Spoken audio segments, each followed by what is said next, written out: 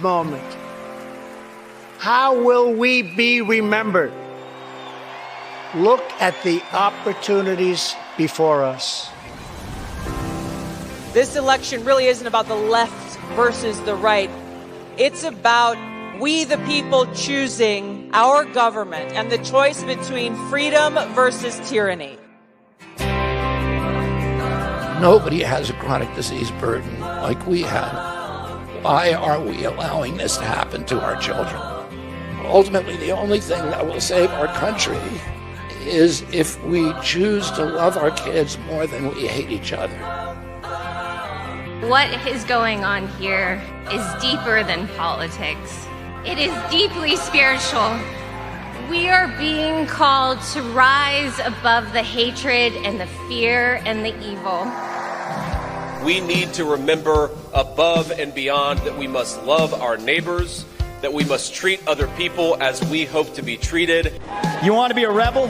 You want to be a hippie? You want to stick it to the man? Show up on your college campus and try calling yourself a conservative. America is going to reach heights that it has never seen before.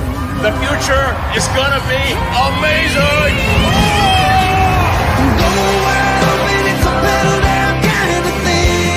Don't you want healthy children? Don't you want a president that's going to make America healthy again?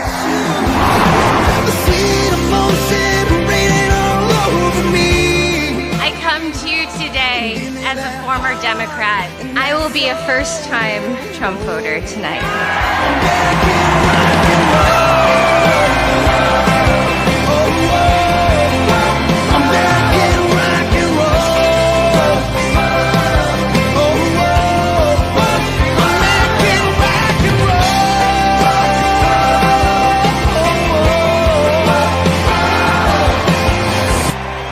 The people dreamed this country, and it's the people who are making America great again. Making rock and roll.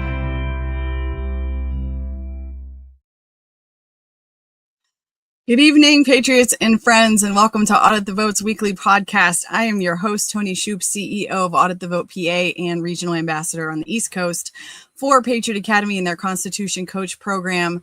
Please like, share, and subscribe to our podcast on whatever platform you are watching it on. We are live on Facebook, Telegram, Instagram, X. Why when I start rattling them off do I leave out Twitch, YouTube, and Rumble? Yes, I think I got them all.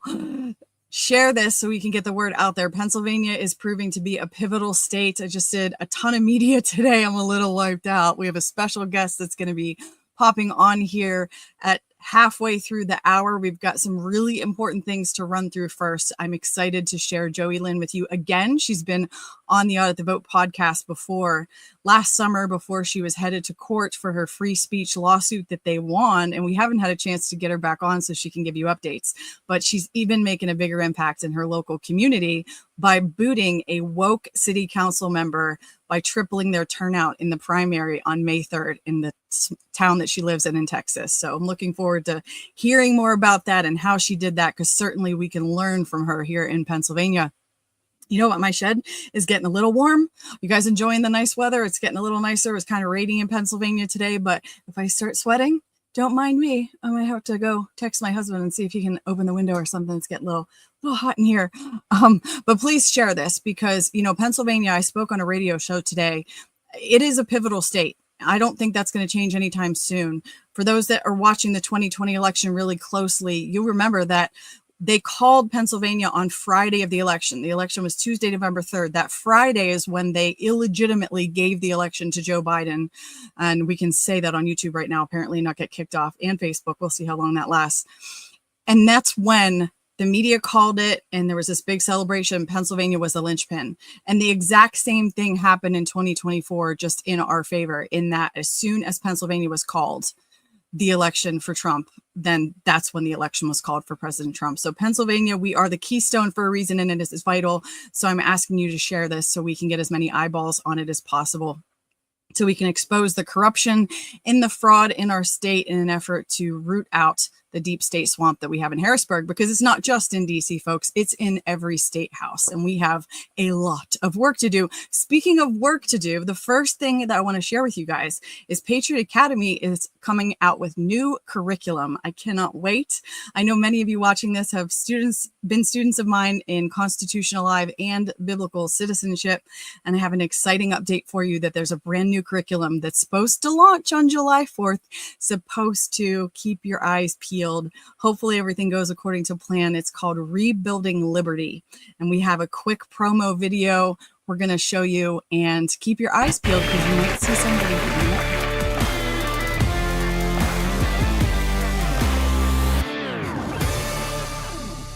Calling all patriots, the 250th birthday of America is right around the corner, and the work begins now. It's the perfect opportunity to educate America, to solve the civic ignorance problem we have with some civic literacy, teaching the principles of the Declaration of Independence, so that we're not just celebrating on July 4th, not just having a bunch of hot dogs and fireworks, and we're not just waving the American flag. We understand why the American flag is being waved. We actually bring to life the principles of the Declaration of Independence. Now, of course, we've been doing that for decades at Patriot Academy and at Wall Builders, but this is the opportunity to get millions of Americans to join us in understanding these principles of the Declaration of Independence. So we literally wrote the book, the blueprint for rebuilding liberty, just in time for America's 250th, and we want you to partner with us. So here's the plan. It's not complicated, but it does involve money and time. In fact, it's lives, fortunes, and sacred honor. I think I heard that somewhere, and we'll be teaching on that. So here's how you can be a part of it. We're going to work with the White House and with 100 different organizations that already are constitutionally oriented organizations,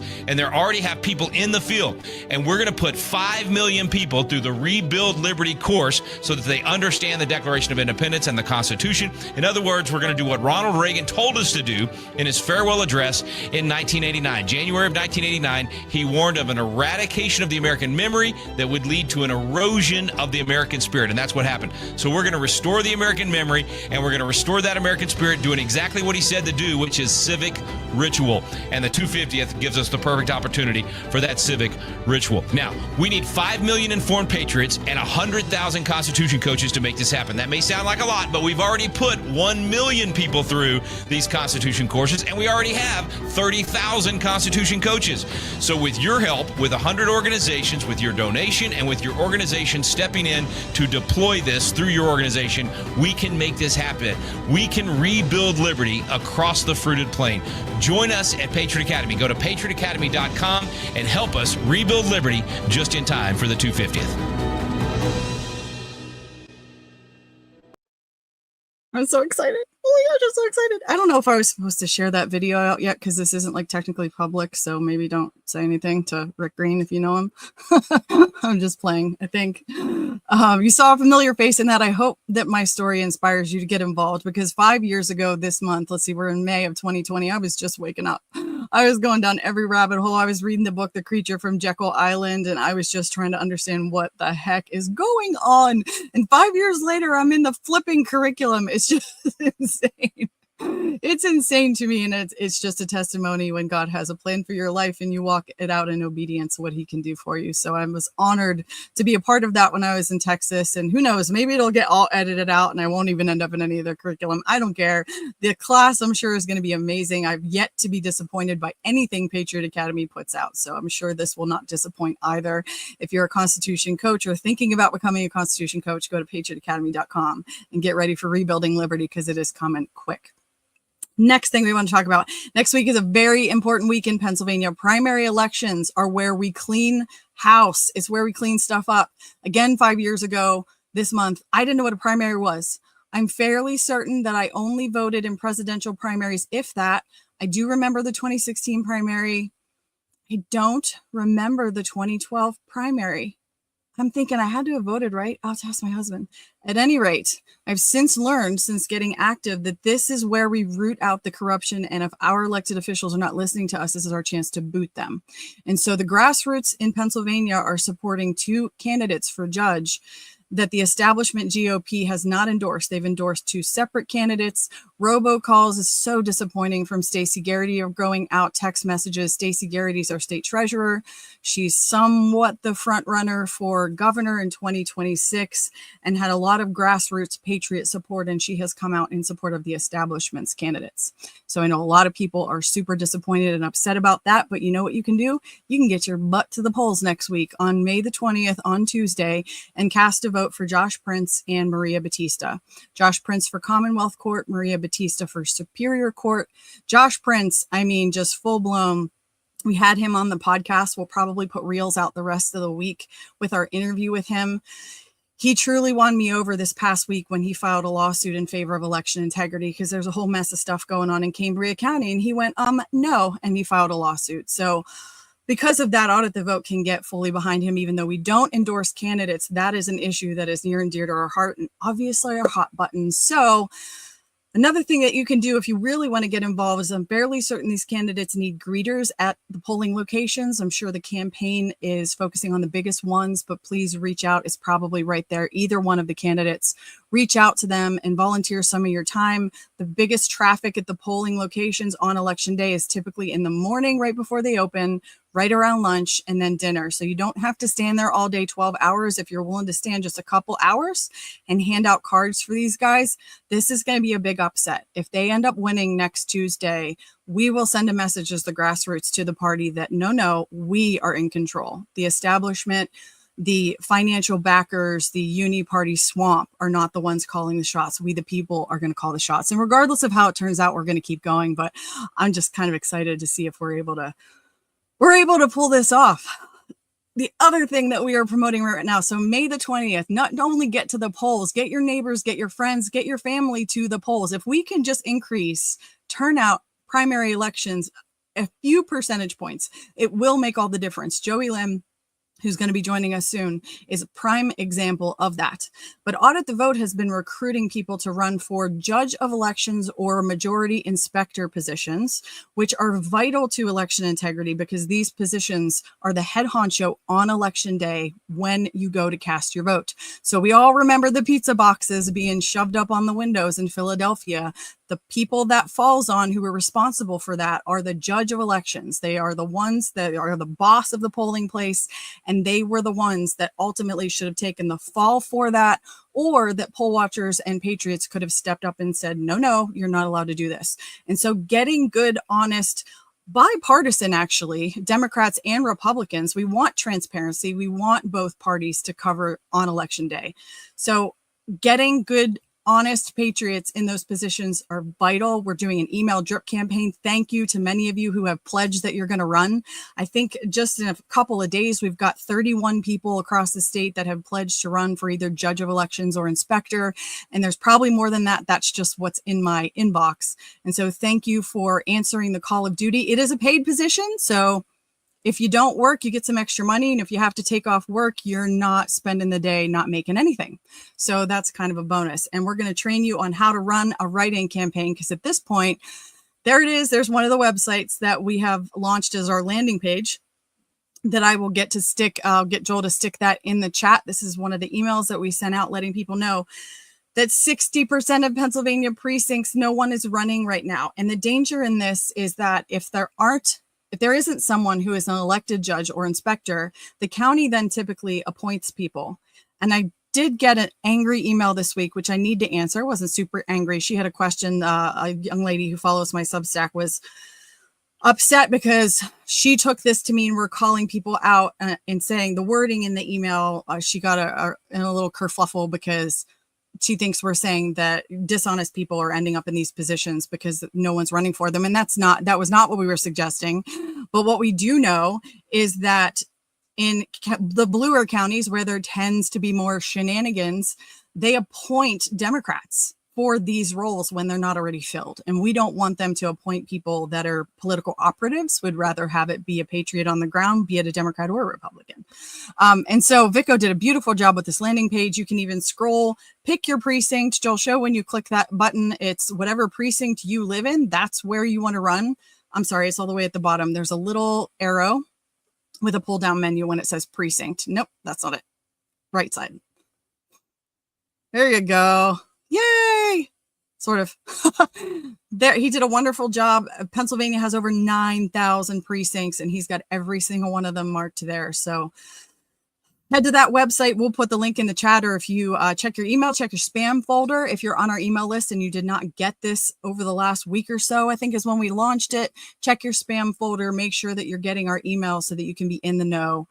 And we're looking forward to seeing how this is going to go. Of course, then November 5th, right around the corner, we're going to be doing another push. We believe we have to double check that even if you miss the primary, we can still recruit people in November, but we got to look at the logistics of that. Either way, I'm pretty proud that we got as many people so far as we did inspired to become the judge of elections. It's going to be a game changer for us in Pennsylvania. And again, I will stick that link in the chat, or Joel, if you have the link, and you could stick it in the comments in the chat so people can go check that out and they can pledge to run if they feel so led to do so. I was going to look at comments, but now I lost my private chat that has my agenda. Oh no, okay, I'm gonna go back. I'll look at comments before we bring on Joeylynn. Keep an eye out for her. Let's see, it's 9:16. Okay, I've got like 14 minutes. I want to run through some updates with some bills in Pennsylvania that have come up recently that the grassroots we have got to get on to make sure these wretched things don't go through. First order of business, congratulations. We, I believe, successfully for now shot down what was masquerading as a voter ID bill, HB 771, designed to completely mislead the public and make us think we're going to get voter ID. And it was a train wreck. It was going to stick all sorts of extra things in there that would make it anything other than voter ID, so that you could vote by basically bringing in a utility bill, or, you know, you have to show ID, but ID was loosely defined, a student ID, I don't know, a grocery receipt, something insane. And so Patriots got on the phone. This got dangerous because it made it through and almost got to the House floor where they would have been able to vote on it. We are told as of right now, it is dead in committee. Hopefully it stays dead. That's why we have to stay vigilant and on top of this stuff. I will also say that if you haven't been on the Pennsylvania website to find bills and legislature, I think it's palegis.us, they've revamped it a little bit and it seems to be a little easier to navigate. So go there, check it out, get familiar with your state rep, what party they're on, what committees they're on, what kind of legislation they're working on. This fix has to be absolutely at the local level. And so there is the link Joel pulled up for HB 771. So great job, guys. I know we made a ton of phone calls and reached out this week and we got the job done. They like to do things in the dark of night in Harrisburg. That's pretty common. So don't be surprised if calls to action go out at 10:30, 11 o'clock at night, because that's kind of when they like to do things. They voted themselves a pay raise in the early 2000s this way, and they also voted for a gas tax. I only remember this because we were beating up on Senator Jake Corman at the time, because he voted for the biggest gas tax hike we've ever had in the state of Pennsylvania. And I can't remember if it was the early 2000s, if it was 2015, but of course it was passed in the dark of night. Joel, go ahead back and show the Pennsylvania legislator with the HB 771. I do want to show that. So this is HB 771. I believe the main sponsor, prime sponsor, scroll down, is none other than House member Thomas Mahaffey, who has an R by his name, but has not been our friend. The word on the street is that he is technically a Democrat, but ran as a Republican so that he could get elected in his rural district. But he's anything but. He gave us a Democrat Speaker of the House 2 or 3 years ago when Republicans still held a very slim majority in the House, and he crossed over and voted with the Democrats to give us a Democrat Speaker of the House. Hopefully we've got a candidate. Somebody's working in his area on a candidate to replace him, because he's anything but a Republican. But look at all the co-sponsors on this horrific bill. Valerie Gatos, she's in my area in Allegheny County, also voted to make Pennsylvania a sanctuary city for abortion. She masquerades as a Republican. In my opinion, she is not. Let's see who else is on there that I know. Rep. Ed Nelson, he's in Westmoreland County. I know Susanna DeGite loves Ed, so I'm not at all surprised to see a lot of these people with R's by their name that have voted for this bill.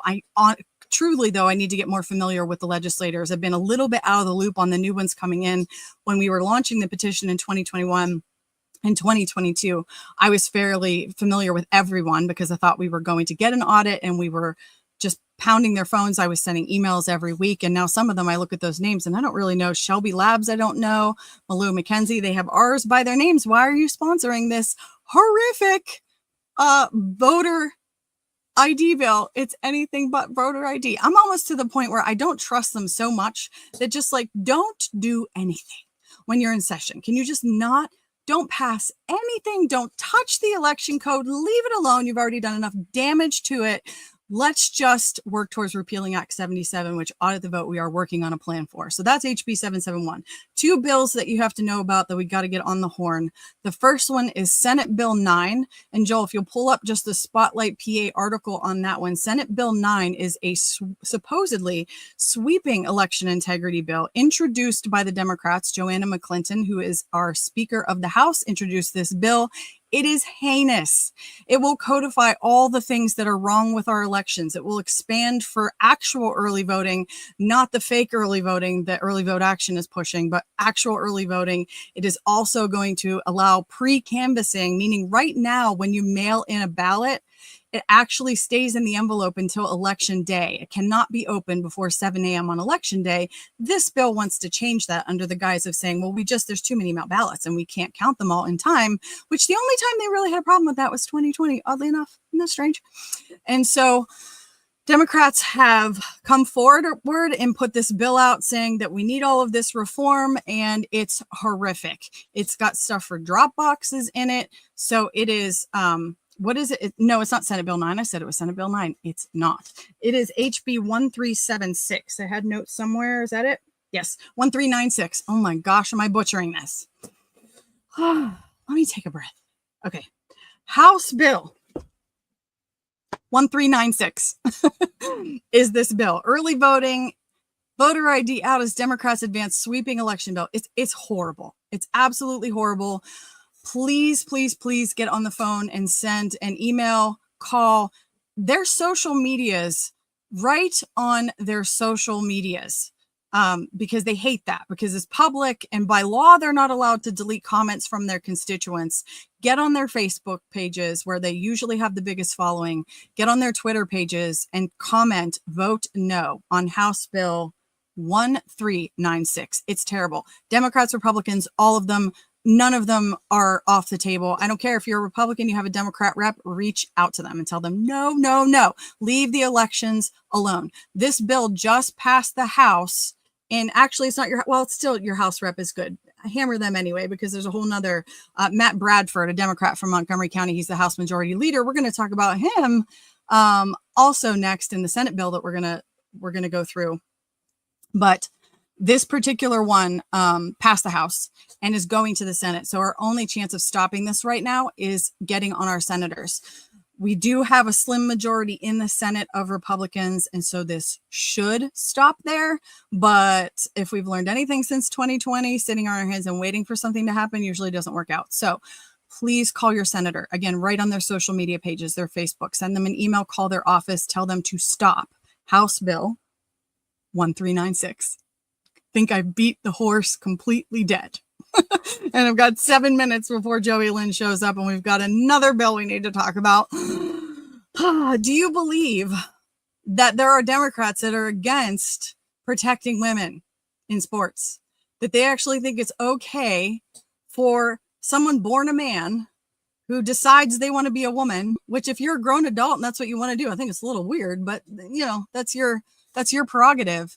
But you shouldn't be allowed to play against a woman in sports because you have a genetic advantage. And it's literally ripping women's rights right out from under us. I don't know how Democrats don't see this, but this is the one Matt Bradford, a Democrat from Montgomery County, House Majority Leader, is supporting. Now, here's the, Democrat Pennsylvania State Rep flatly tells teen girls he will block bill protecting women's sports.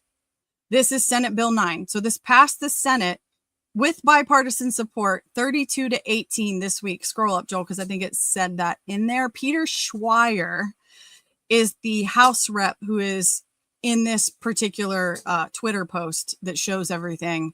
Look at the comments. Look at keeps Peter Schweier. He says he's an Allentown kid, state representative, PA District 134, and majority chair of the House Education Committee. How are you on the Education Committee and you're against women's rights? You think that men should play in women's sports? Oh, there's his pronouns. Well, that tells us a lot, doesn't it? pronouns right there. Oh my gosh, these people make my head explode. Please go right on his Twitter page. He's a lunatic because this bill, again, it passed the Senate with bipartisan support. All it has to do is pass the House. If we get 2 Democrats to vote for this bill, it goes before Governor Shapiro's desk, and we have to force him to take a stand on women's rights. And if he doesn't stand with women and he allows this charade to continue, that will be something we can beat up on him for and potentially chuck him out of the governor's office in 2026. There are 3 Democrat reps that are blocking, that are coming out saying they will not support this. Their names are this one right here, Peter Schweier, Matthew Bradford, that Joel has in there. He's a Democrat from Montgomery County, happens to be the House Majority Leader, and Joanna McClinton, our wonderful, crazy leftist lunatic liberal from the Philadelphia side of the state. Joanna McClinton, Speaker of the House. She is also saying that they will block this bill. Guys, think the insanity. This is why we can't go back to sleep, because literal insanity has invaded and will take over. Why in the world would you want men in women's sports or not be willing to stand up and protect women? It is literal insanity. Oh my gosh. So my special guest is here. I got through all of the news I needed to just in time. I can't wait to have her back. Joeylynn Mesaros. She is a Constitution coach with Patriot Academy, and she is doing amazing things in her backyard. She made national headlines because she was sued by the Biden administration. Pull Joeylynn on screen for me, Joel. I do want her to, hey girl. Hey, Toni. It's so good to see you. Girl, for my own heart.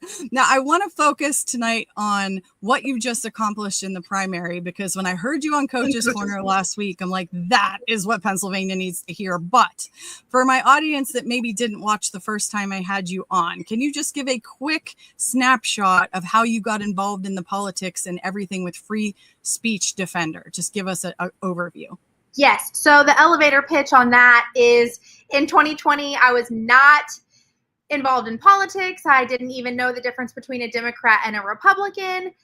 Fast forward to finally figuring out I probably should vote in the presidential election. We thought we would support Donald Trump, and it looked like fun to fly a Trump flag on the back of our truck.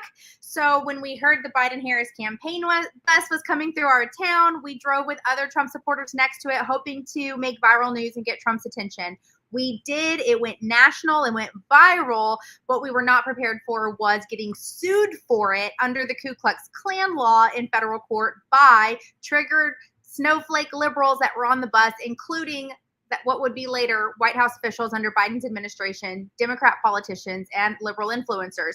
And that trial lasted 4 years in federal court, costing nearly $500,000 for what was 0 criminal charges. It was just a civil complaint where they said they had emotional damage, which they couldn't even prove. And we had to fight for our right to free speech, which is God-given and cannot be given or taken by man. I did not know that at the time. Patriot Academy came alongside me, educated me, taught me about my rights, and it empowered me to stand in the gap and fight for not just my rights, but everybody else's, which resulted in a win for free speech at the federal level, being referred to as a landmark case for free speech rights. That we're proud to say we won. We were victorious in September of 2024, 4 years after driving next to the bus. By God's grace. And so it just wound up giving me a platform, a passion, and a voice for educating others. And when I see an injustice, it builds up within me. I have to take action. And so now I spend my time speaking out at a local level and encouraging those around me to get involved and get the vote out. Woo! So you were thrown right into the fire, kind of like I was. We were clueless. I use this all the time. You say, I was a checked out American. That was me. And we're like poster children for what's wrong with the country. We are. Like, this is what was wrong, is regular average people like her and I were just completely checked out, living our lives, raising our kids. And that was that. And she got thrust into this way harder than I did with getting sued by the Biden administration before the election, right? Didn't they drop that lawsuit on you before the 2020 election? So they actually dropped that lawsuit after 8 months later. So we drove next to the bus during its campaign. They waited until they were in the White House and after January 6th. But they referenced us in the impeachment hearing, right? The impeachment trial against President Trump. They mentioned us and they referred to us as the precursor to January 6th, which is what they were trying to hang that case on. And so it was, I think they were cooking something up for a while. They were just trying to figure out what they could get to stick to the wall. And so 8 months later, right, we're long gone, not thinking about that at all anymore. And it's like, what? We had to hear about it on CNN, and that's how we were informed. Literally every update from that trial we got from the media first before they filed with the court. It was insane to live it. Oh my God. So I knew I screwed this up every time. So the rally was before the election, but it was 8 months after the election that they came after you. Yes. And I know that it was a huge win. Your court case in September was an enormous win. Yes, please like, share, subscribe, hit the bell. By the way, I forgot to say that when we started the show so that you know when we go live, but like, share, and subscribe so we can boost our views and get more stories like Joeylynn's out there. Of course, she has her own massive following on Instagram. So proud of her for everything that she's doing and the videos that she makes and how involved she's gotten in her community, which we're going to have her talk about. But before we do that, Joel, can you share the Free Speech Defender website? Because give us an update, Joeylynn. After you won your court case, I know you went on Rick's show, The Tavern, and I was crying with you guys, the tears of joy that you actually fought for your freedom and you got it back and how relieved you were. But you didn't just end there. You've decided to punch back. So tell us what that is looking like right now. Well, you just recapping that podcast with Rick brought tears to my eyes because I was just remembering how I realized that it was that freedom that they had taken away from us. And so you don't really value something until you have fought for it like that. So we are fighting back. You're absolutely right. We are countersuing. At this point, I'd love to sue them for emotional damage, but our legislation has written that the plaintiff in a civil case has protections that they should not have as government officials, but they do. And so it really limits our recourse to go back after them. So really our only ability is to request that they pay our legal fees, which we are doing, and they have a bad attitude about it. And so we are waiting to hear from the judge that we were assigned, because that's who we had to file it with. We know that that is going to probably be turned down, and we'll have to appeal that to the Fifth Circuit Court of Appeals. It's probably going to be another 2-year battle and fight to hold them accountable, to restore to us what they've taken financially, not emotionally, but financially. But we feel that's important, especially because we still owe $46,000 in legal fees. Like, even for everything God provided for us when we fundraised, it still wasn't the entire total of the bill that we incurred from our attorney. As you know, we were not able to get financial support from First Amendment rights nonprofits. Nobody wanted to touch it with a 10-foot stick. And so we worked with a gentleman who gave us a discounted rate, but we do still owe him $46,000. So on the website there, you can see our Give tab. Thank you for highlighting that. We still need help with our fundraiser, so that we can be equipped going back after them. So we want to be able to hold them accountable, and basically an imprecatory psalm, right? Like, we go after our enemy. We put our foot on their throat and we take back what the enemy, we say, stop thief, you've been caught, right? Give back what you've taken times 10. So that's where we're at. Amen. David Barton teaches us in Constitution Alive, and probably biblical citizenship too, to assert our rights. This is what asserting our rights looks like. We're taught to read and study the Constitution so that we'll know it and better perceive when our rights are violated, so that we're more prepared to defend them, which is what she did in court, but then assert them. And asserting them is what she's doing right now. They are punching back and they are saying, heck no. And I absolutely love supporting causes like yours, Joeylynn. I'm going to make a donation when we get off of here tonight. So I would ask my audience to prayerfully consider, even, you have no idea, even 5, 10, 20 bucks will add up and make a difference. I just got an email. We made it this far. Thank you for saying that. It was because of people who did $5, $10, and $20 that we were able to stay in the fight. And so thank you for also personally giving of your fortune and your sacred honor to help support us. I love that you mentioned what David Barton talks about with knowing your rights, defending your rights, and asserting your rights. I had to, and we've talked about this before off camera, but I had to learn this backwards. I wound up accidentally asserting my rights. I didn't even know them. And then now I have to defend rights I don't know I have. And so Patriot Academy really equipped me in that, which is why I'm so passionate to educate people so that before the bottom falls out, they've got that solid foundation. Amen. Oh my gosh. Amen. Liberty Lion. Yes. Do you want to meet David Barton? You need to come to Texas to Patriot Academy's Coach Congress in August, where all the Constitution coaches, that's all you have to do is be signed up as a coach. We gather there and we go through the legislative simulation where you write a bill and you learn how it is argued in committee and on the floor. That's where I met Joeylynn last year. I think, Joeylynn, what was that experience like? Would you recommend somebody going to that? You guys, you have to go. I was so overwhelmed when I went, but people like Toni and other Patriot Academy coaches were so encouraging and kind. I almost bailed out because I thought to myself, what did I sign up for? This seems overwhelming, cumbersome, long days, right? Like I thought we were going to have like a fun little party, and I'm like, I have to work. It was so good for my soul. What I learned, it's one of those things where like you hear it, you do it, you speak it, you're retaining it. And so the things that I learned at Patriot Academy, the connections that I made, I heard Bonnie Wallace speak at Patriot Academy. I'd never heard or met her before.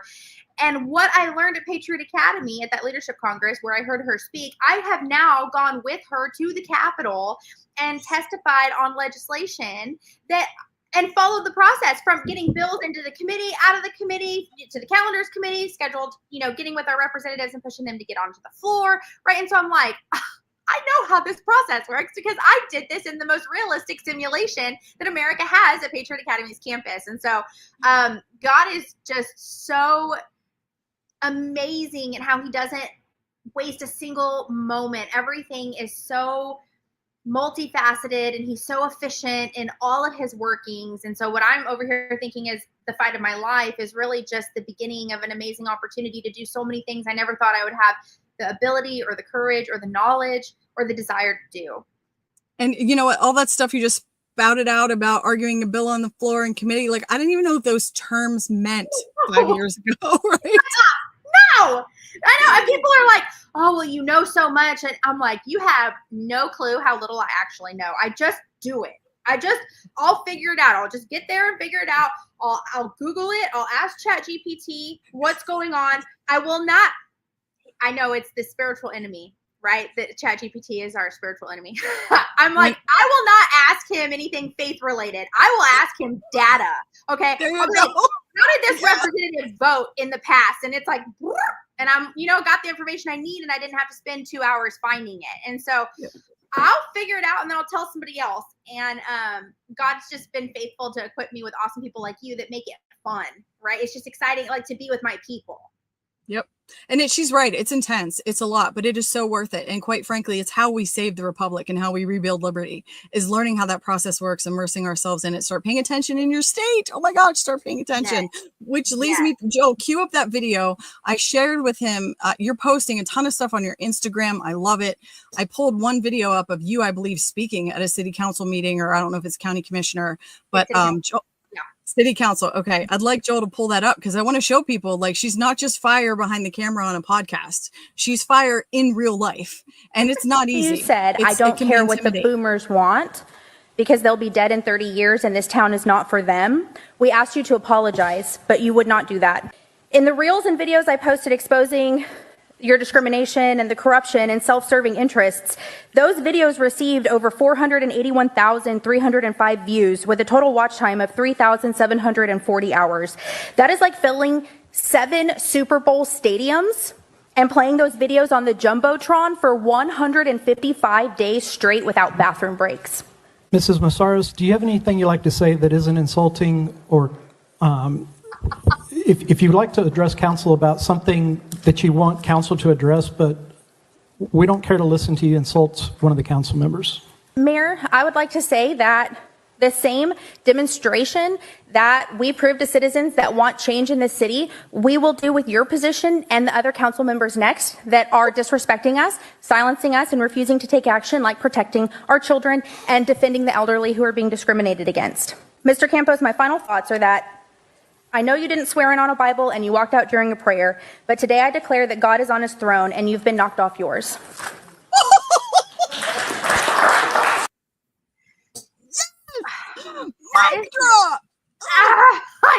so sick of that mayor. He is such a sniffly-faced little pansy nerd. We need real godly men in positions of leadership, and we have to look inward and realize that we have not elected the right people when we have somebody like that telling the citizens during citizens' comment and citizens' concern that they can't air concerns when a council member is openly discriminating against a constituency that he represents and saying he does not care what they want because they'll be dead soon anyways, and this town is not for them. And we're asking that council member to apologize and the mayor to hold him accountable, but I'm the one that is insulting them. Got it. Like, talk about a free speech rights infringement. You know, I'm on the phone with my constitutional rights attorney that I happen to know and filing an ethics complaint in regards to this infringement on my basic right to free speech. So that's in the works. Share this. People that are out there, what can I do? What do I do? This, her, right there. What you just saw. That's what you can do. Go get involved, stand up, use your voice, speak your piece. So you were basically, he was saying he didn't care about boomers because they'd be dead in 30 years. That came from the mayor? So the mayor and the council member were having a conversation in a private planning and development meeting that they did not realize was being recorded and available for public access. And so the council member says, I don't care what the boomers want. They'll be dead in 30 years anyways. This town is not for them. What we want are less yards, more apartments, smart city, right? Like all this stuff. Then the mayor says, I'm sick of all the naysayers. They don't know what's best for them. We know better for them than they know for themselves. So we're just going to have to ignore them and do what we believe is right. Which is interesting because we, the people, elect these public servants not to rule over us, but to represent us. And so if we are coming by the masses and saying we don't like this, that's kind of what you need to do and respond to, react to, and represent. And they don't know that. And so, you know, we've been coming and educating them on that, and they don't care. They are not used to, see, here's the problem. When you have weak leaders who don't have morals or any character or any anchoring in a higher power, then you have nothing to anchor yourself on. So what you believe is right. And then you're not used to accountability. And so when somebody comes in with accountability, it feels like an insult. Problem is, that's how it works. So the mayor's next. The city council member that said that to the mayor, while they were talking, the city assistant said, I just like to remind you guys that this is being recorded.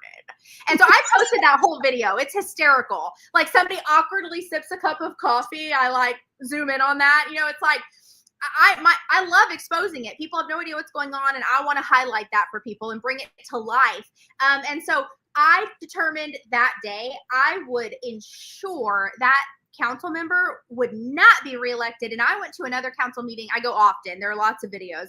And I said, they probably love you. They love you, right? They do. They do. They hate me. And so they hate me, but it's okay. It's okay. They hate me too here. Yeah, right? You're doing something right. And so when a corrupt person hates you, like, that's a compliment. So I told him, I said, if you're not going to apologize, I believe you should step down. It's unethical, and I believe that you should resign your position. If you are unwilling to do that, then you better not have the audacity to run for re-election. And you know that that man launched a re-election campaign bigger than Texas. He had PACs endorsing him. And I thought to myself, oh, with the Lord's help, no. And girl, we're here today to talk about a record-breaking win where that man was knocked off his throne. Yes! Oh my gosh, I love it. So that's it. Now go into that. I mean, I could leave. Like, I don't need the show. You guys, I wanted her in front of my audience because we have to be bolder in Pennsylvania and do stuff like this. So talk about what just happened in your primary that you knocked him off his high horse, and tell my audience about that. Oh man, you know, he was putting in work too, and he thought he had it covered. It was not enough for the grassroots effort that surged in our town.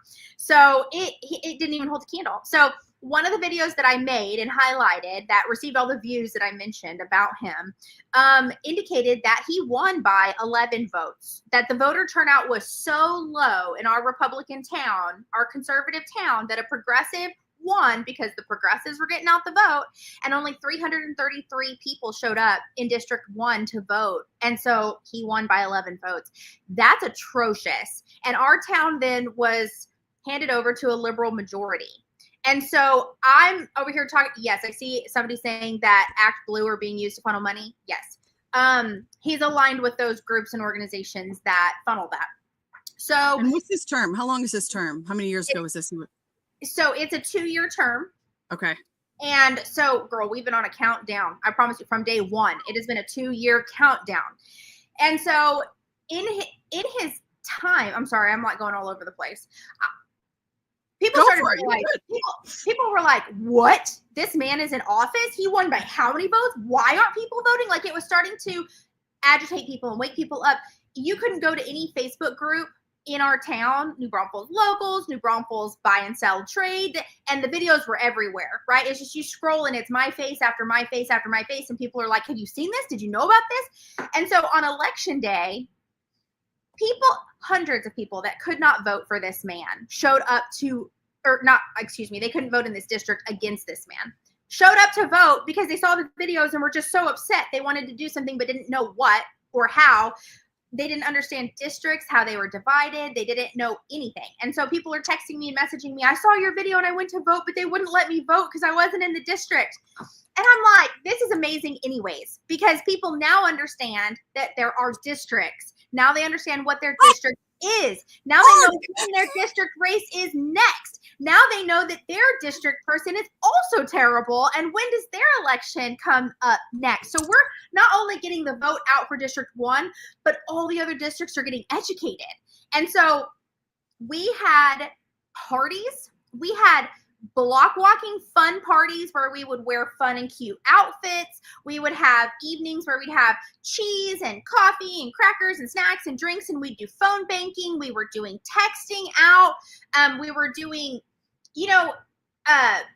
citizen generated meet and greets with the candidates, because our local GOP, guys, hear me on this. This, I think, was my biggest frustration, and I hope y'all have a better setup in your counties than we do in ours. But our local GOP refuses to get involved in city council races because they're nonpartisan, which is the literal biggest crock I've ever heard in my life, because everybody plays politics. Everybody has beliefs, and they're going to impart those when they're elected. And so we have a group here called the Progressive Coalition, who's determined to flip Comal County blue.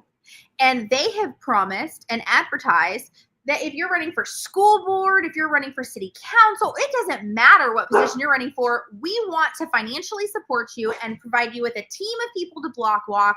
We're going to help ensure that you get elected so we can flip Comal County blue. And then our Republican county chair is saying, no, I don't think we're going to get involved because it's nonpartisan.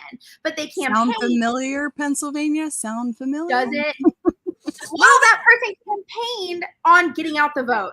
So what it did is, and it frustrates me all to no end, y'all. I promise. I filed ethics complaints. I tried going to the Texas GOP. Nobody cares and is listening like I want them to. So that resulted in us having to do something. Yes, exactly. We had to find fine, get out of the way. We'll do it ourselves, right? And so it's moms and grandmas and uncles and kids, right? And we're like, we'll do it then. And you guys, we took a scrawny, puny 4% historical voter turnout and tripled it to 12% turnout. But when you look at the district, there were multiple districts that were up for election in New Braunfels. And the other voter turnout in the other districts was still at 3 and 4%. It was just our district where we put this work in to get this man out, that it was tangible results. And I have to give God the glory for the ideas, the energy, the people, the passion. It was a phenomenal race. And y'all, it went from crazy to crazy to crazier. There was a Republican candidate that was watering down the vote. So we had three people running for city council, 2 Republicans. And we're like, stop, somebody has to drop out because this is going to water down the vote and it's going to ensure that he wins. And neither would. And I appreciate that Toni Carter, a female, another Toni, Toni, is who won this race, a total boss babe, not even a dude, a female.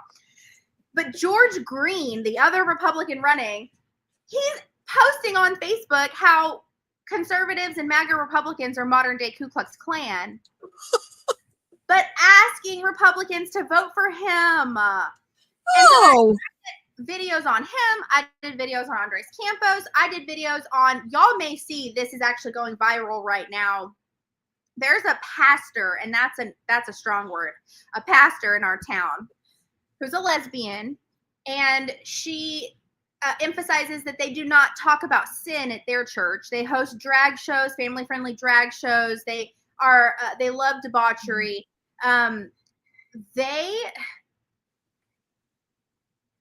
They endorse Andres Campos. She has recently, this church and her church, and we fight with them at city council on trying to remove sexually explicit books from the library because we have the porn problem in our library, right? It's not that we're banning books. We're not burning books. We're saying take the porn out of the children's section, okay? You don't have to burn it or ban it. Just move it. Away from the children, please. This isn't a Diddy party, okay? It's not a Diddy party. My son would love that you said that.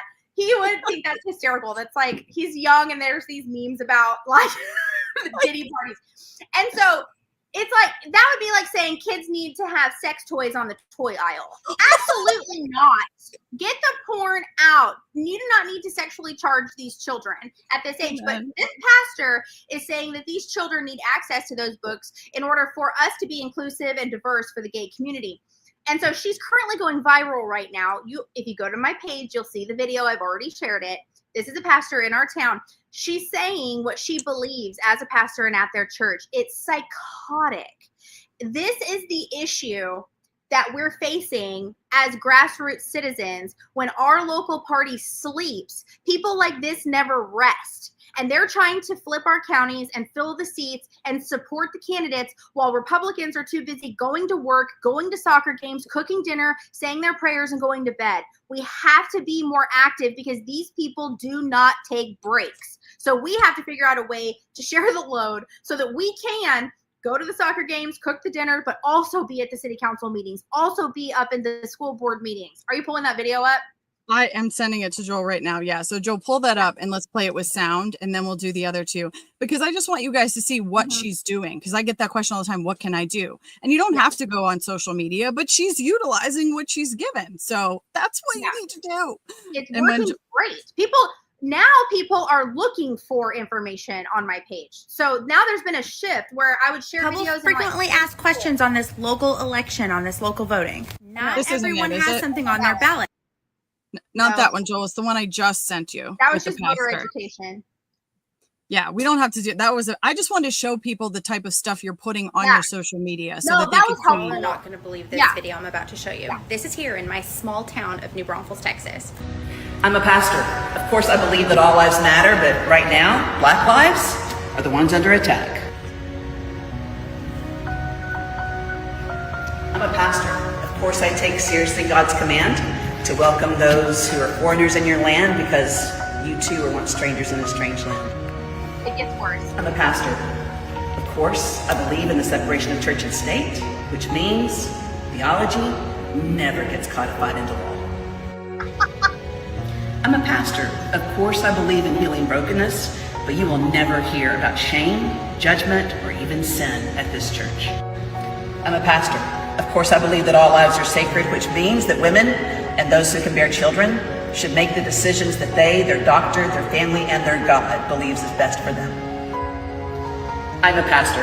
Of course, I believe in the salvific nature of the cross, but it was because Jesus non-violently stood up to empire and refused to fight back or back down, not because some immature, unhealthy parent of a God required blood and guts. I'm a pastor. Of course, I believe we should be exactly as God designed us to be, which means that queer lives are worthy, divine, beloved, and acceptable exactly as they are, no exceptions. And you can see here that she's had a satanic themed drag show at her church that's family friendly. And she does story time with children where they sit on top of this giant like gay flag And like, yeah, it's pray for those children at that church. I don't honestly, Joeylynn, I don't even know what to say. I don't know how, like, I get it's so perverted. Like, no, we don't, guilt and shame is from Satan, but sin is our nature. How do you not preach against that? Like, what? We don't talk about that here, right? Because y'all don't want to have to stop that. It's insane. And separation of church and state, for those that have maybe never taken a Patriot Academy class, find it. If you can find it, I will give you $10,000 if you can find it in the Constitution, the Declaration of Independence, or the Bill of Rights. Toni at auditthevotepa.com. Send it. No, and I don't have $10,000 to give anybody. Spoiler alert, it says it ain't in there. Spoiler alert, it's nowhere in there. Oh my gosh. You cannot make this stuff up, but this is in a conservative town. This is in a small conservative town. That woman doesn't even live in this town. She commutes to the church that she has here. Giant pride flag outside. And so these are the people that are backing the candidates that are running for school board and city council while our party's being quiet. And so it really fell on the people to stand up and say, we have got to make sure that we get this election right. We've got to restore the majority. Praise God, we've done it. And now I feel that people are ready for the next one. People are saying, which council members next? Who do we vote out next? When is the mayor up for election? And so we've awakened a giant. City council is on their toes. They can feel the heat. And I'm so glad, because it's about time that they did. They've just done whatever they want to do. It's kind of like Biden's administration. Like, okay, you had your 4-year fun, psychotic playground. Now it's time for the adults to get back to work and fix what you broke. I laugh as a coping mechanism. It's not funny. It's just how we survive. Yes. It's like, how is this real? How is this real? But people in our town don't know that that's happening. So when I post videos like that, they're like, what? That's here? Where is that church? What is going on? So, you know, it's been an interesting ride to inform people. And I think the beauty of having been so completely defamed in the media and our character being shredded and destroyed in the lawsuit where they framed us out as Ku Klux Klan, white supremacists, domestic terrorists. It's awesome now because I have nothing to lose. Like, nobody can hurt my feelings. Nobody can take anything away from me. I'll post this stuff, and if you want to look at it, great. If you have something bad to say, like, I don't even care. Like, you must not be listening.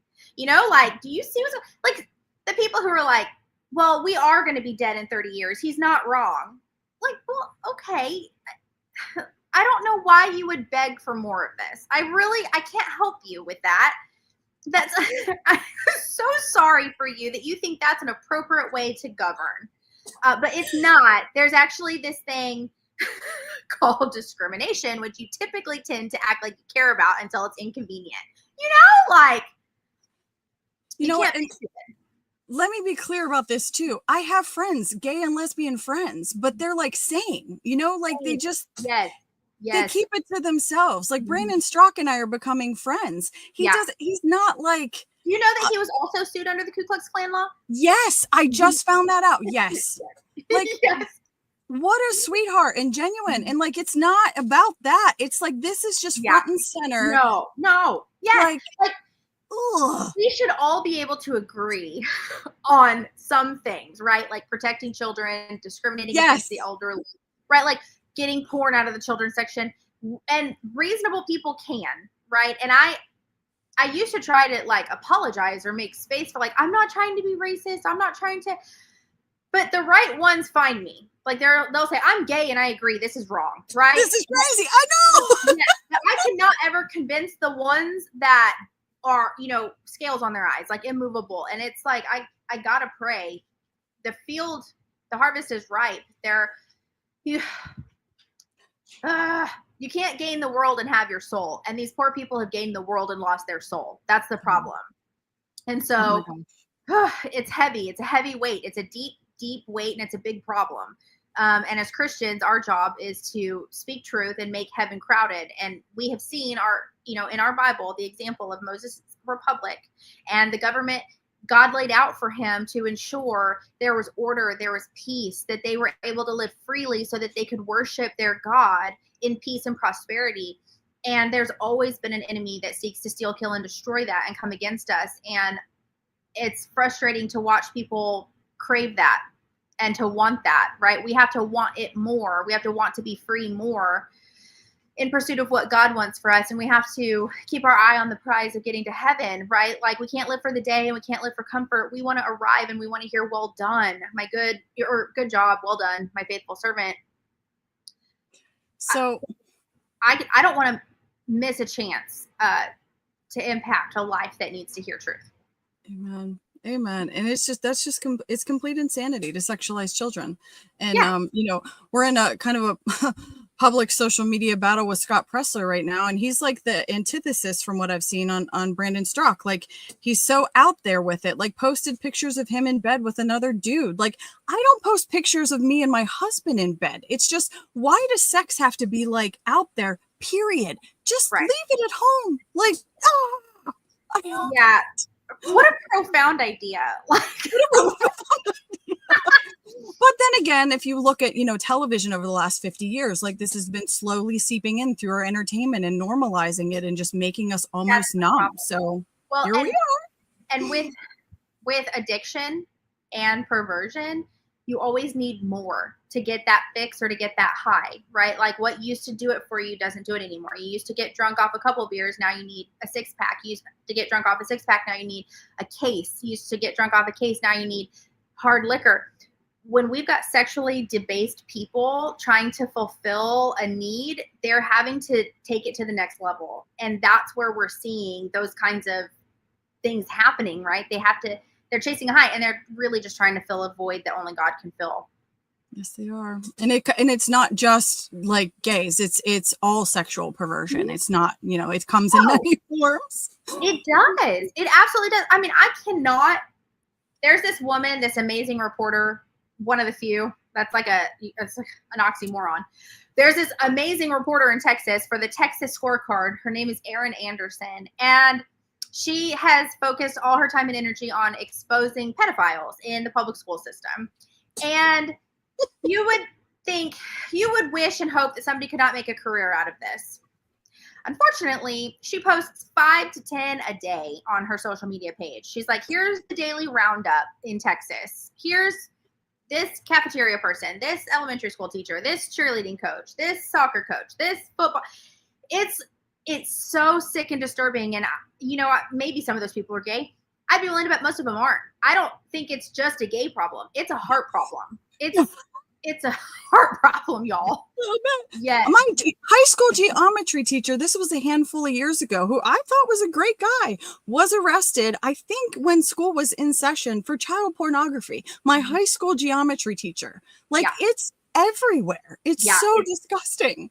Everywhere. It's everywhere. So when you see people, we're talking now, I don't think there's time to get you this image. So I'll just show it up really ghetto. I don't even know if this is going to work. So it's backwards, but this is the page of the Facebook page for the gay church that I just showed y'all the pastor of. This is learning how to spell. It says cab, bag, and here it says penis. And in the comment section, and it has an arrow pointing to the crotch. I'll show it one more time because I know it's backwards. It's not bad. We can see it. It's not. Oh, it's not. Okay. So in the comment section, it says, their church has a long history of supporting comprehensive sexuality education for our young. And here's the pastor with the children on that diversity flag. No, this is for a parent to decide. I can't. So when we hear that these things are happening in schools and then stuff like that is happening, I mean, it doesn't take much to connect dots to me. I can't. I just can't. Oh my gosh, I'm overheating. Yeah, right. Okay, a couple more questions. We're going to wind down because we're going over an hour, but our views are actually going up because I think they're enjoying your fired up stance that you're taking here. So what would the one video that I do want Joel to show, I just wanted people to see what you were doing on social media, because most of the volunteers I interact with Audit the Vote, and even the coaches at Patriot Academy, are baby boomers. They're not super into social media, and they don't necessarily have to be, but if they want to be, I just want people to see what you're doing to reach the Gen X, the millennials, the younger generation, and then I want you to talk about, how did you guys triple the turnout? Did you have a plan? What did it look like? first, Joel, if you'd pull up, I think it's that middle video. It's one of the videos I sent you because you had I posted today when I was promoting tonight, the Jazzercise video. Joeylynn, when I looked at that on your Facebook, I was like, what is this girl doing? Whatever it takes, Toni. But it was so, when I realized what it was, I'm like, that is really clever. Let's get physical. That is so clever. I can't believe I have to do this again. Things go from crazy to crazier. So you guys remember the reel where I said the councilman didn't care what the boomers want because they'd be dead in 30 years and that he was up for re-election and we have to vote him out. Well, his two opponents included two conservatives, so I thought. Conservative George Green makes a Facebook post that says all MAGA Republicans are Ku Klux Klan and running New Braunfels into the ground. What? He's part of Republican clubs. I would call him a friend. This is news to me. So we say, George, what do you mean? And he doubles down. He was actually in city council years ago and he filed a report with the Texas Rangers saying that the New Braunfels Sheriff and Police Department were discriminating against him for being black because they told him he couldn't park in a no parking zone. Meanwhile, I'm trying to grasp all of this and I get a letter in the mail from Republican County Commissioner Kevin Webb. And he's endorsing Andres Campos, who just said he didn't care what the boomers want because they'd be dead. Not only that, Andres Campos did a proclamation at a family-friendly drag show in our county declaring New Braunfels a city of gay pride. But in Republican County Commissioner Kevin Webb's letter, he says Andres Campos is fundamentally conservative and to vote for him. Even more bonkers than that is the return address on the letter that came from County Commissioner Kevin Webb is the address of Andres Campos' dad's law firm. What is happening in New Braunfels? The clear vote for District 1 is Toni Carter. Yes. Now that got I'm looking at your Instagram. That video she put out got 405 likes, which tells me we don't have to wait on the party. She took it upon herself and started doing stuff like that. And so in Pennsylvania, Joeylynn, what we're headed into in our primary next week is there's 2 statewide judge races that our state GOP has endorsed, which I am completely against. I don't think the party should endorse what's the purpose of a primary if you're going to endorse a candidate? Right. And so the 2 endorsed candidates have not campaigned at all because they're endorsed and they've got literature. And as a committee person, we're supposed to be handing out that literature like good little Republicans. But there are 2 other candidates that are challenging them who are definitely more grassroots driven. And one in particular, I'm 100% behind after this week because he filed a lawsuit in favor of election integrity for one of the counties that's all crazy jacked up. And he's saying, no, enough is enough. God. And so, right? So Josh Prince and Maria Batista next Tuesday on our primary, if we are able to get those 2 over the finish line, that will send a message to our establishment GOP like what you just sent to your city council. Yeah. No, we're in charge, not you. Tell me, winding down, how did you do it? How did you come up with a plan? How did you get everybody together? Talk to me about that. So it is a result of 2 years of prayer. I have to give God the credit first. We can't leave out that critical component of waiting on the Lord to do it. We can kick and we can scream and we can fight and we can crawl and we can door knock until our feet and our hands bleed, but he's going to have to deliver the victory. So we have to be praying. We have to be working together. With our gifts and talents, what we're good at. I am good at speaking, so I'm making videos. Somebody else is good at researching, so they're looking up the way somebody's voting. Somebody else is elderly and can't be walking, so they're phone calling. Somebody else does not like being on the phone, so they're texting. We had this sheer determination to figure out what worked best because we were so fed up with what was going on and we wanted it bad enough. We were not willing to concede or to lose, and we didn't want it to be 11 votes again. Like Rick will say, when he lost by less than 20 votes, a homeschool family could have done that. That's true. And we were not going to see that happen in our county again. And so we had, if you look at the numbers, the neighborhoods that turned out the vote the highest were the ones we door knocked the night before the election. We had a flyer. Yes. And we did it in the pouring rain. So it wasn't magical mail ballots that were sent weeks ahead of time. No. No. Yeah, exactly. No. It was a ragtag bunch of remnants. It was 12 of us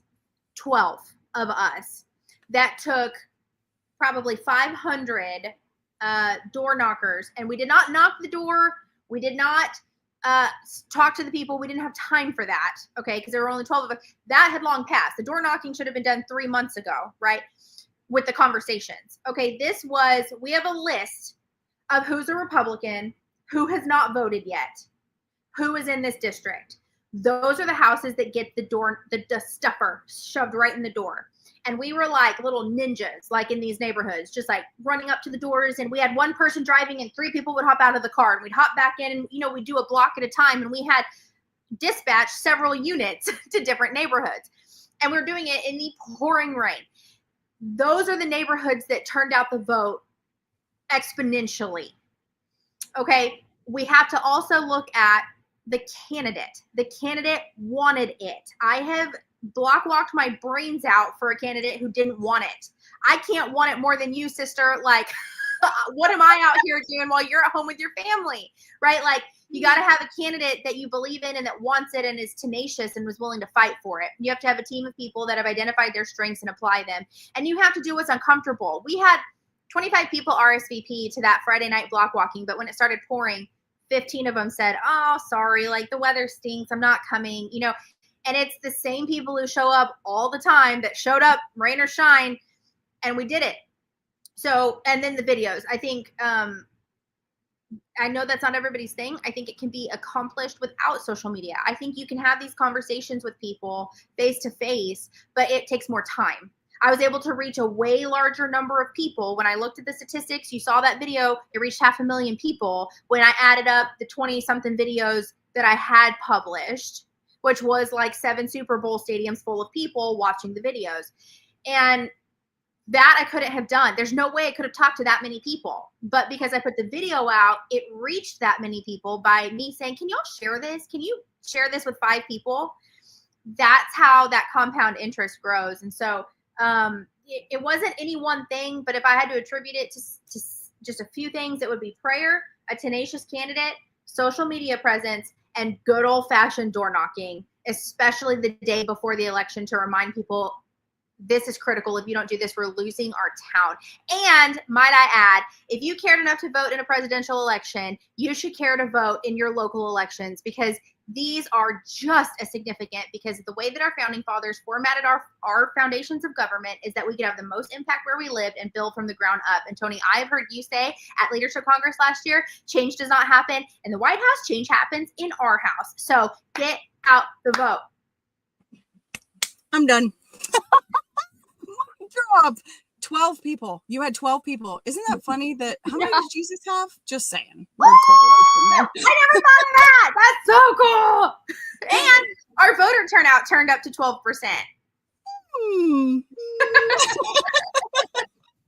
That's so cool. What a difference maker. And so, we're again in a little bit of a public battle in Pennsylvania fighting this early voting, mass mail-in ballots. And people think that means I'm completely against, you should never vote by mail. Actually, people on our social media that are like, I'm going out of town and I did a mail ballot. Is that okay? I'm like, that's absentee. Like, that's what it's for. Of course. That's what it's for. But it sounds like what you guys did is you got a list of your voters and you went, okay, who's already voted? Cross them off. Because if they've already got a mail ballot that's been turned in, we don't need to knock that door. Yep. But who's left? Let's go after those. Yes, that is what we did, which was a strategy that saved time when we only had just a few people. And similarly to your primary, we couldn't just look at, okay, well, because you could see early voter turnout numbers.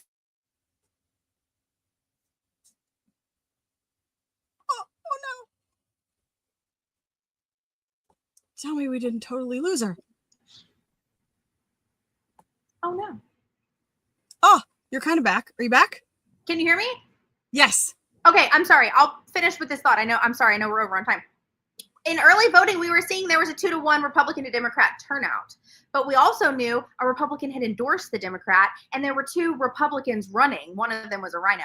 So we're like, that does not guarantee that we have won this thing at all. We can't look at these numbers and sit back and get comfortable.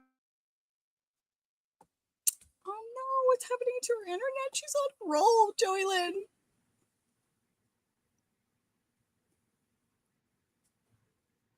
I don't know if it's our internet. Oh, are you back? I hear you. I think. I'm sorry. I don't know what's happening. technology, and people don't, there's forces that don't want this message out. It's okay if we have to stop here because this has been fire. Okay.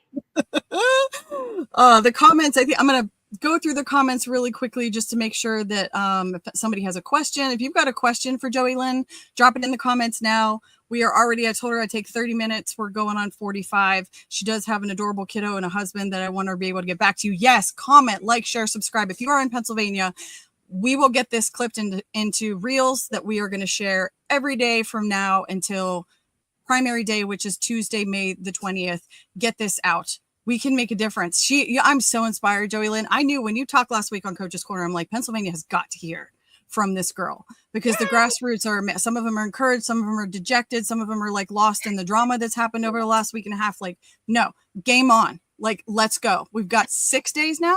6 days. We can do this. And you are living proof. Do it. Yeah, I am. I'm here to tell you my testimony. We will overcome by the blood of the Lamb and the word of our testimony. And we love not our lives, but to the death. So woohoo. I don't see any questions. I think we've gotten to everything.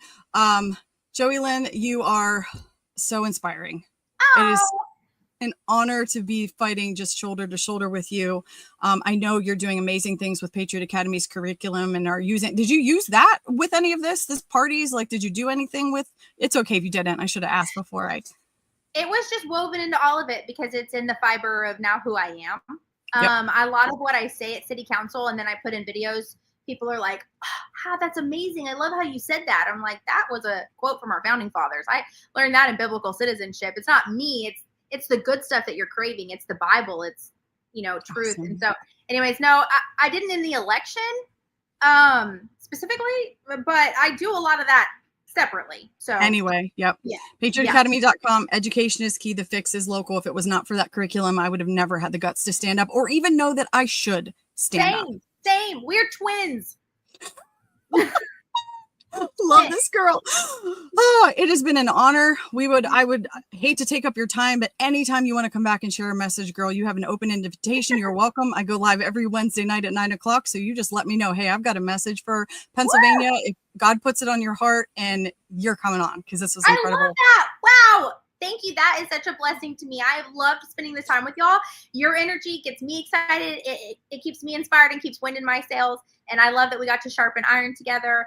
And I hope that you guys just get that vote out and y'all get to celebrate that feeling when we learned our candidate won. And by that kind of a long shot, we were spinning in our yards outside. Like, it was the most beautiful day ever. That victory feeling, it was like a miniature version of Donald Trump winning the election. It was just incredible. So I hope that you guys get to experience that too. Don't give up hope. I do too.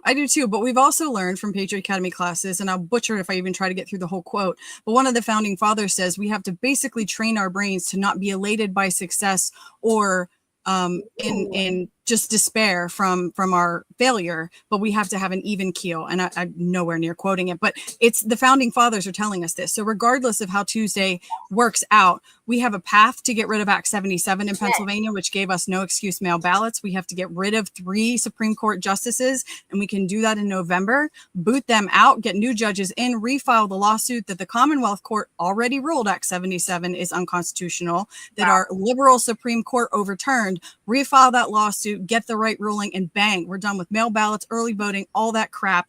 And I'm not saying our elections are fixed, but they're in a way better position. Yeah, and so we have a ton of work to do regardless of how next Tuesday goes. But either way, get out and vote. Look at where you are now. Look at you in 2020 or whenever. You couldn't have even formed that sentence. God is so good and so faithful. You are the right person to get this message out and to hold people accountable. I'm so proud of you. And you're right. We should keep an even keel because we had a failed city council election last year. It just did not work. When I said we had a candidate who her heart was not in it, her heart was not in it.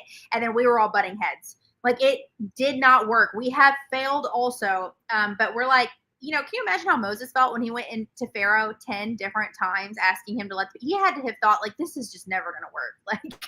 But in God's time, it does work. So we don't relent. Absolutely. Joel I always close out on a funny video because a lot of our topics are really heavy and dark, and I think laughter is food for the soul.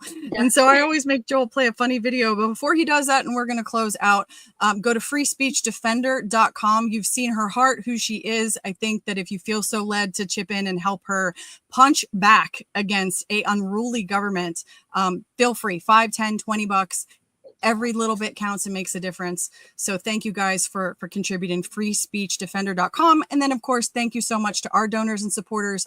By you giving either regularly or one time at auditthevotepA.com, you help fuel our fight and be able to keep going and doing things like this and monitor the elections and recruit judges of elections and everything that we're doing now. So thank you, thank you, thank you. Cue up the funny video. We are going to, I'll give a preview. I don't have a guest figured out yet for next week. Brandon Strock has agreed to come on the podcast and talk to everybody. So he and I are going to have a really good conversation at some point. I don't have it for next week. I'm not saying it won't be next week because politics is crazy and things happen last minute. We're going to have more January 6ers. I have a heart for getting out the J6 stories. We have a Constitution coach in Pennsylvania who fought the medical freedom battle and won because Allegheny County, which is Pittsburgh, fired him for not taking the COVID jab. And he organized citizens after taking Constitution alive and realizing he could do something about it, filed a lawsuit and just got a settlement. They all just won like within the last few months. So we're going to have him on the podcast maybe next week. His name is Shane. We're excited. Rick's going to have him on the tavern too, thankfully. That's so cool. I know we're excited about that. So next Wednesday, I will see you guys at 9:00. Joel, you just cue up that video and I'll see you guys next week. And get you signed in, hon. Fill that out. Seems like I ain't seen you in a while. That's what I was thinking too. Don't even worry about filling all this out. I don't even know why they put that stuff on there. It's like busy work. I've been eating a lot better. And then I told Bradley he better watch out. Hold on. Clerk's office is Patsy. Well, how are you? No. Oh, I ain't doing much. I'd like to get paid to sit here and be pretty. Lord, honey, this has been expired for a year. I might be able to change that. If anybody asks, I didn't say it though. They're getting real strict about it. Hey, you can't bring that dog in here, honey. She does. She wants to bring that dog everywhere she goes. Oh, here comes trouble. Stay away. You look cold. You okay? It's almost lunch. I think I'm gonna have me some chicken salad. Joel, what the heck was that? Oh my gosh. All right, guys. I will see you next week, 9:00 Wednesday night. Have a good one. Bye, guys.